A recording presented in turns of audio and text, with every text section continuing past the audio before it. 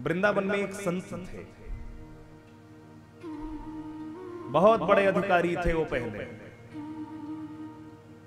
संपूर्ण वृंदावन के वैष्णव संत उनको जज साहब कह करके बुलाते थे।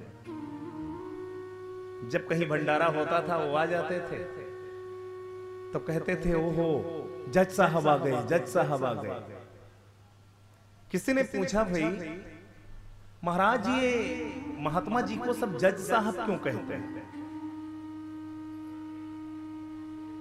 किसी ने बताया कि पहले राजस्थान के करौली के आसपास, करौली सुने? राजस्थान के करौली में एक जज महात्मा बन गए। बोले क्यों, इतने बड़े अधिकारी थे और महात्मा कैसे बन गए? बोले वहां एक गांव था और उस गांव में एक भगत रहता था, उसका नाम था भोला, जाति से मल्लाह था। जो कुछ भी करता था बस एक ही उसका नारा था, रघुनाथ जी जाने। और रघुनाथ जी का मंदिर था उस गांव में।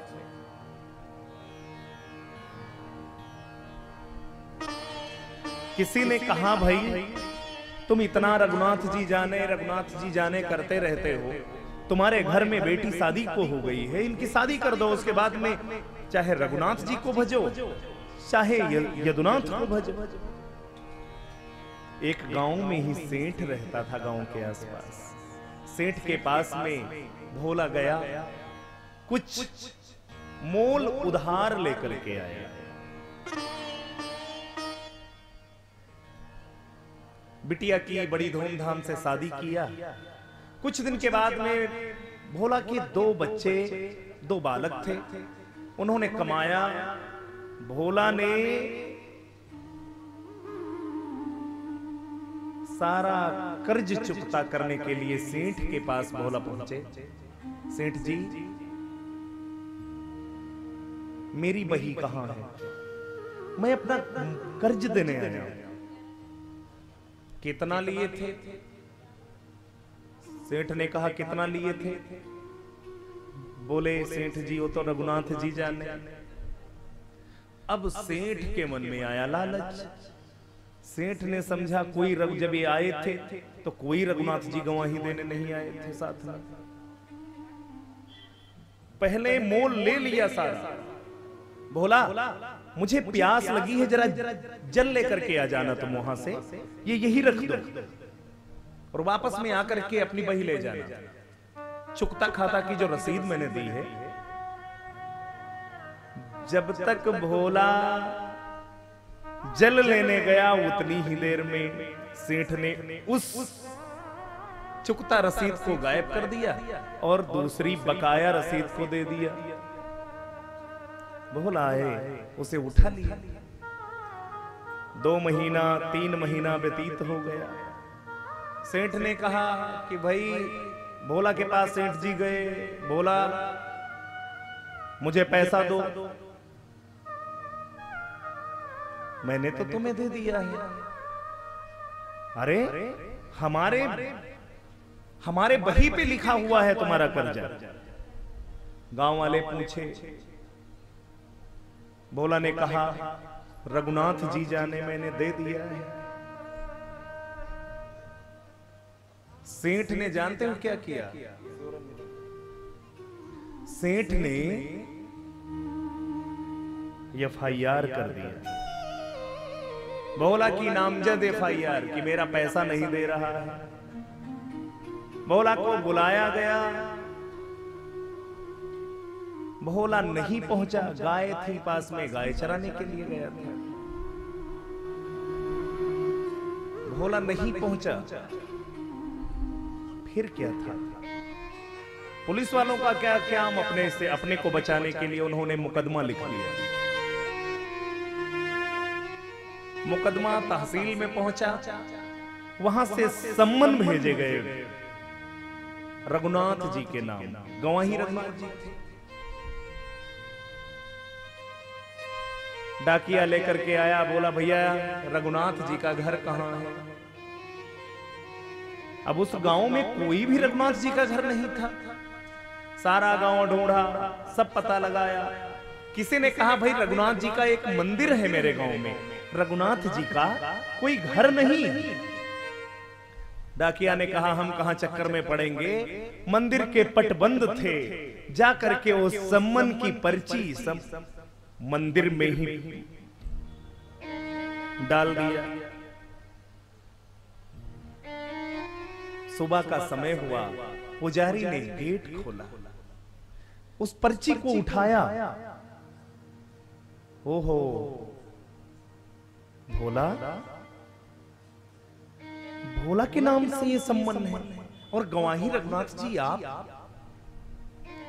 सेठ के आंखों में आंसू बहने, पुजारी के आंखों में आंसू बहने लगे। अलमारी को खोल दिया आपने। प्रभु, ये अलमारी है, जितने भी कपड़े हैं, जो चाहो कपड़े पहन लो। तुम्हारे भक्त, कोई तुम्हें मुकुट भेंट करता है, कोई वस्त्र भेंट करता है, कोई द्रव्य भेंट करता है, लेकिन पहला भक्त भोला है जिसके माध्यम से तुम्हारे पास सम्मान आए। तुम्हें गवाही देने जाना है सरकार।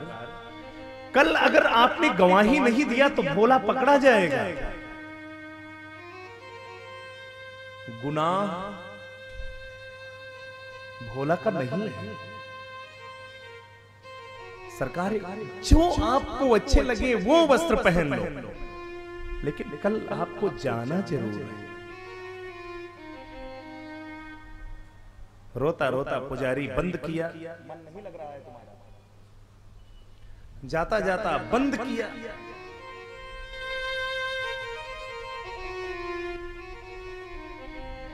और सुबह हुआ, अदालत बैठे। कहते हैं जो जज साहब वृंदावन महात्मा बने थे, वही जज साहब उस समय वहां फैसला सुनाने के लिए, उस समय वहां के जज थे। आवाज, अर्दली ने आवाज दिया, कहां है रघुनाथ जी? और भोला, भोला तो अदालत में बैठे थे। हाँ हुजूर, तुमने पैसा लिया सेठ का? हुजूर रघुनाथ जी जाने। जज साहब ने कहा, कहां है रघुनाथ? कहां है रघुनाथ?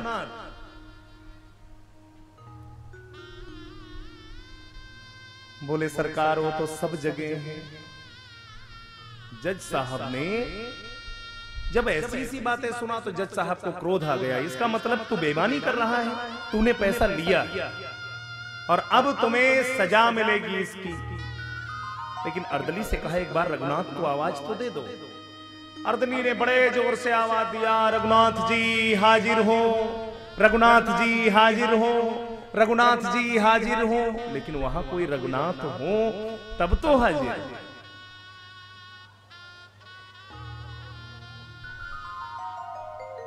देखते ही देखते जज साहब फैसला सुनाने जा रहे थे। भोला को सजा देने जा रहे थे कि भोला तूने पैसा लिया है और अब तुझे सजा मिलेगी। जो ही इतना सुना,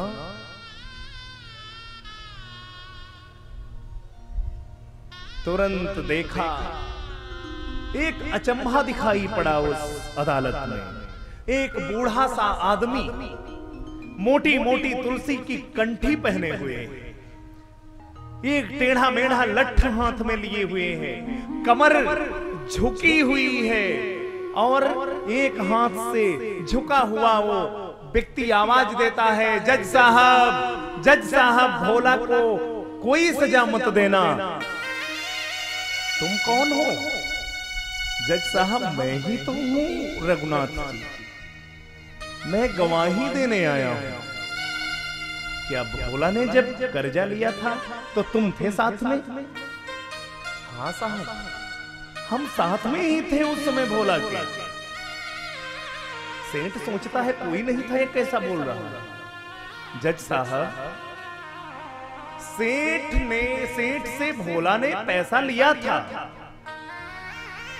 लेकिन एक एक रुपया सेठ का भोला ने चुकता कर दिया है।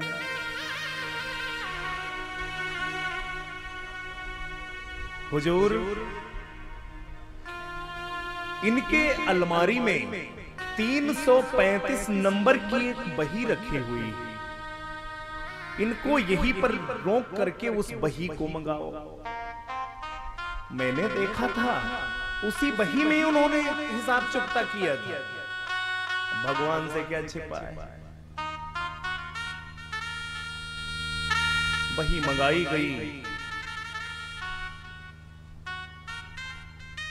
देखा सारा कर्ज सेठ का चुकता कर दिया है भोला ने। अरे सेठ तो इतना नीच है, एक भोले भाले मल्लाह को तो इस प्रकार से सता रहा। हुजूर, अब मैं जाऊं? थोड़ी ही देर में देखा बातचीत ही कर रहे थे जज साहब। वहां पर रघुनाथ जी जो गवाही देने आए थे वो गायब हो गए। ये रघुनाथ जी कहां गए? भोला ने कहा सरकार, जहां से वो आए थे वही चले गए। फिर क्या था? जज साहब गांव में गए, गांव में पता लगाया। गांव वालों ने बताया कि जज साहब, भोला अलौकिक भक्त है रघुनाथ जी का। ये तो गाय चराते हुए भी भगवान को बुला लेता है। जरूर रघुनाथ जी गए थे।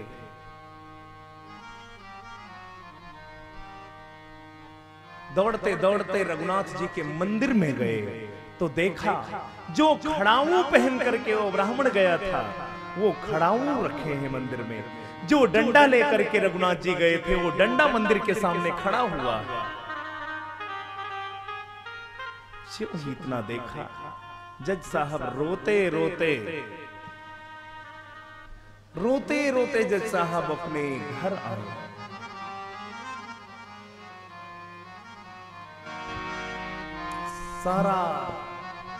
सारे घर वाले पूछ रहे हैं क्या हुआ है। रघुनाथ जी हो जिसकी और बिगड़ी बनाने वाले, रघुनाथ जी हो जिसकी बिगड़ी बनाने वाले, रघुनाथ जी हो जिसकी।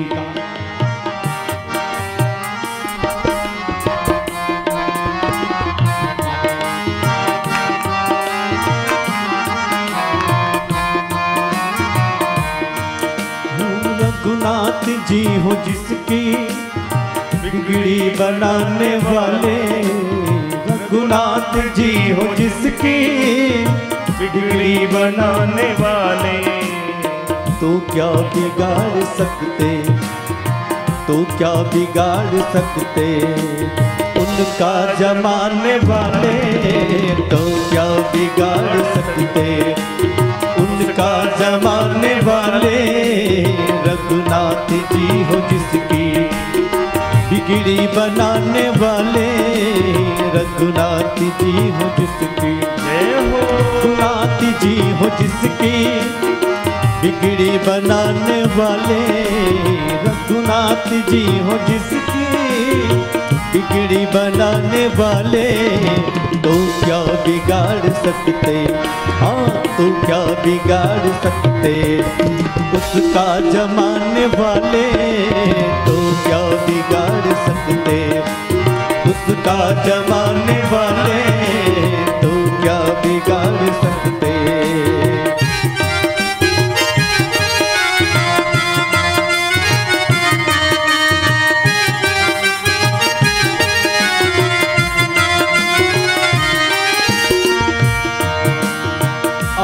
भले मुसीबत परवाह क्यों करें हम, आए भले मुसीबत परवाह क्यों करें हम। वो आए मुसीबत परवाह क्यों करें हम। आए भले मुसीबत परवाह क्यों करें हम। और रघुनाथ बन के बैठे, रघुनाथ बन के बैठे हनुमंत जटा वाले। रघुनाथ बन के बैठे हनुमंत जटा वाले। रघुनाथ जी हो जिसकी बिगड़ी बनाने वाले। रघुनाथ जी हो जिसकी।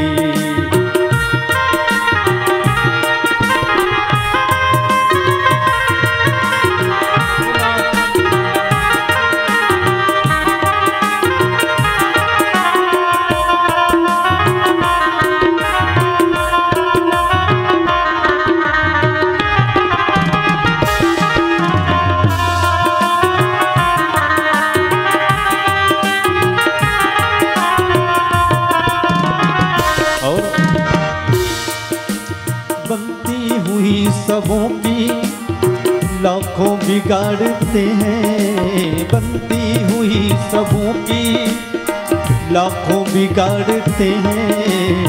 बनती हुई सबों की लाखों बिगाड़ते हैं। और तू ही है एक ऐसा, तू ही है एक ऐसा जो बिगड़ी हुई संभाले। तू ही है एक ऐसा जो बिगड़ी हुई संभाले। रघुनाथ जी हो जिसकी बिगड़ी बनाने वाले। हो रघुनाथ जी हो जिसकी बिगड़ी बनाने वाले। नाथ जी हो जिसकी बिगड़ी बनाने वाले। तो क्या बिगाड़ सकते, तो क्या बिगाड़ सकते उसका जमाने वाले। तो क्या बिगाड़ सकते उसका जमाने वाले। रघुनाथ जी हो जिसकी बिगड़ी बनाने वाले। रघुनाथ जी हो जिसकी वो बिगड़ी बनाने वाले। रघुनाथ जी हो जिसकी वो बिगड़ी बनाने वाले। रघुनाथ जी हो जिसकी। महाराज जज साहब रोते रोते अपने घर को पहुंचे। रोते रोते हुए अपने घर पहुंचे। सारा परिवार भोजन करने के लिए बैठा है। जज साहब कहते हैं कि मुझे भूख नहीं है, मैं भोजन नहीं करूंगा।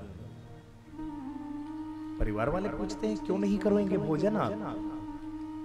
अपने पुत्रों को बुलाया, जितना जिनके जिनके हिस्से में था सारा कुछ उनके हिस्से का उनको बंटवारा कर दिया है। आज मुझसे बड़ा अपराध हुआ है। क्या हुआ? आज मैंने बहुत गलत निर्णय लिया। परिवार वाले कहते हैं अरे आप जज हैं, गलत और सही निर्णय तो दोनों प्रकार के हो जाते हैं, कोई बात नहीं है। जज साहब कहते हैं मैंने निर्णय लिया है, गलत और सही का मतलब नहीं है इसमें। मैंने महाभयंकर अपराध किया है।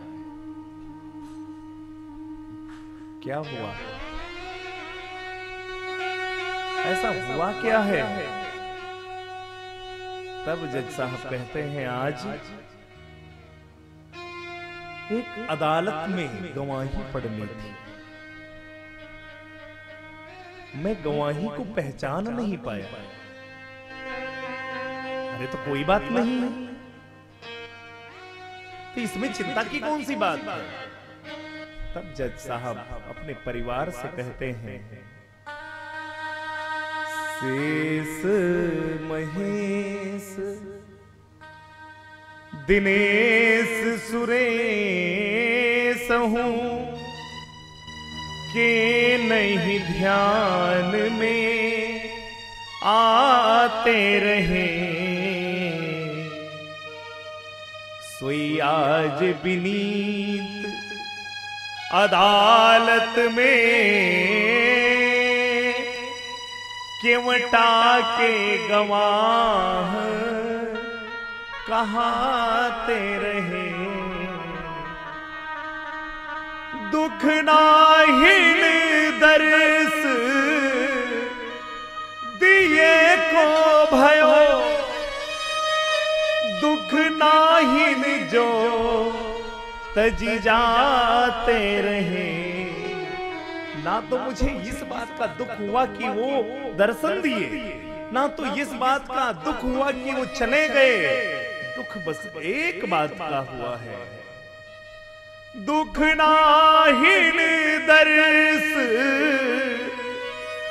दिए को भयो,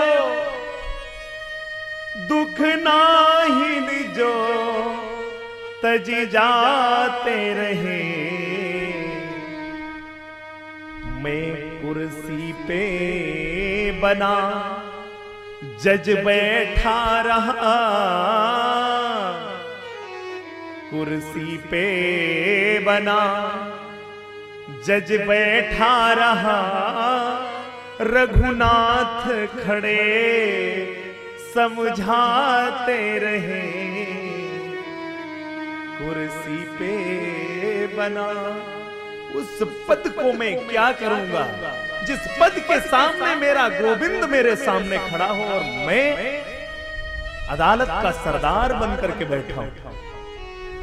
ले लो, मुझे नहीं करनी है नौकरी। रात ही रात में रोते रोते श्रीधाम वृंदावन चले आए। कहते हैं नित्य जज साहब नित्य बिहारी जी के दर्शन करने जाते और बांके बिहारी मंदिर के पास जब पहुंचते तो रोने लग जाते फूट फूट कर। सरकार चौखट को प्रणाम करते और वापस चले। बड़ा सुंदर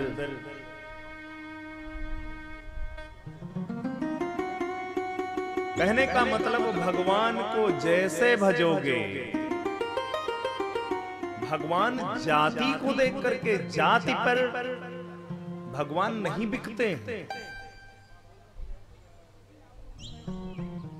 भगवान ने चिंता नाम के चमार के ऊपर भी कृपा किया। उसके घर में भगवान साग और भात खाए जाते।